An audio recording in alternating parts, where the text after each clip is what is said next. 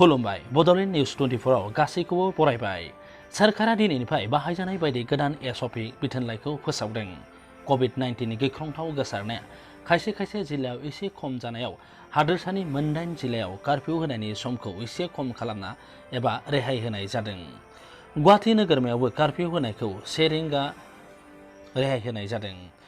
दिनैनिफ्राय साननि 2 रिंगानिफ्राय अखानायै फुंनि 5 रिंगासिम कर्फ्यू होनाया थागोन। सिगांनि बायदिब्ला साननि 1 रिंगानिफ्रायनो बे कर्फ्यूआ बाहायजायोमोन।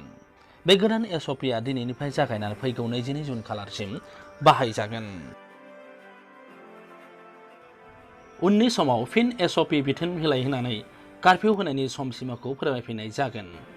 मख'नाया मोजांदि जायफोर जिल्लायाव कर'ना भाइरासनि साग्लोबनाया दासिमबो खम जायाखै बैफोर जिल्लाफ्राव सिगांनि बिथोन बिलाइ बायदिनो कर्फ्यूआ बाहायजाबाय थागोन।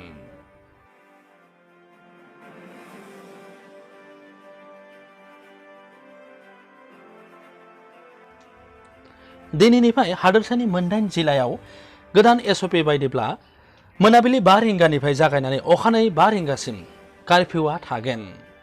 बेफोर जिल्लाफ्रा जादों खोला सालमारा, माजुलि, बङाइगाव, चिरां, उदालगुरि, वेस्ट कार्बि आलं, डिमा हासाव आरो चराइदेउ। बेफोर जिल्लाफ्राव कर'ना भाइरासनि गोसारनाया एसे खम जानायाव खुंथाया बेलासिनि 5 रिंगानिफ्राय जागायनानै अखानायै फुंनि 5 रिंगासिम कर्फ्यू होनो थांखि लानाय जायो। हादोरसानि मोन8 जिल्ला खोला सालमारा, माजुलि, बङाइगाव, चिरां, उदालगुरि, वेस्ट कार्बि आलं, डिमा हासाव आरो चराइदेउ जिल्लाफ्राव कर्फ्यू होनायखौ एसे रेहाय होनाय जादों। बेलासिनि 5 रिंगानिफ्राय अखानायै 5 रिंगासिम बेफोर जिल्लाफ्राव कर्फ्यूखौ होनाय जादों। दिनैनिफ्राय बे कर्फ्यू होनायनि SOPआ बाहायजागोन। मख'नो गोनांदि सिगां साननि 12 रिंगानिफ्रायनो कर्फ्यूखौ होनाय जादोंमोन।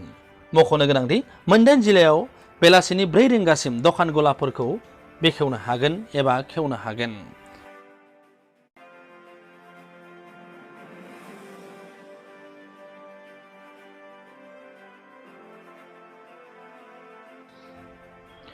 गुवाहाटी नोगोरमायाव साननि 1 रिंगासिम दखान गला फालांगि फसंथानफोरखौ खेवनो हागोन।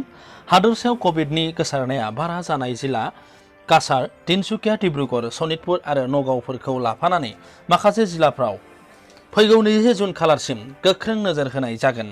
फैगौ 22 जुनसिम बे गोदान SOPआ बाहायजागोन आरो 22 जुन खालारसिम जिल्ला गेजेरारि दावबायनाया बन्द थागोन।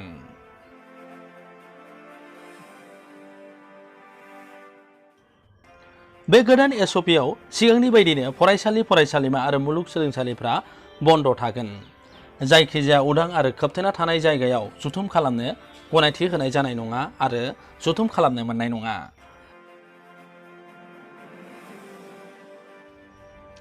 गोथार जुलि खुंनाय बेलायाव सा 10 सुबुं नुजाथिनानै कभिड प्रट'कल मानिनानै गोथार जुलिखौ मावफुंनांगोन। जाहोनाय लोंहोनाय एबा आलासि सिबिनाय मोननाय नङा। रायजोआरि जायगायाव कभिड प्रट'कल मानिनानै सोलिनांगोन आरो मोखाङाव फेस मास्क गानथारनांगोन। जेब्लायबो आखाइखौ खनले सुनायनि हुदा खालाम आरो सेनिटाइज खालाम। लोगोसे मोखाङाव फेस मास्क आरो ससियेल डिस्टेन्सखौ मानिनानै सोलि। रादाबा एसेनोसै। नोंथांमोना नायगासिनो दंमोन बड'लेण्ड निउज 24। गोजोन्थों।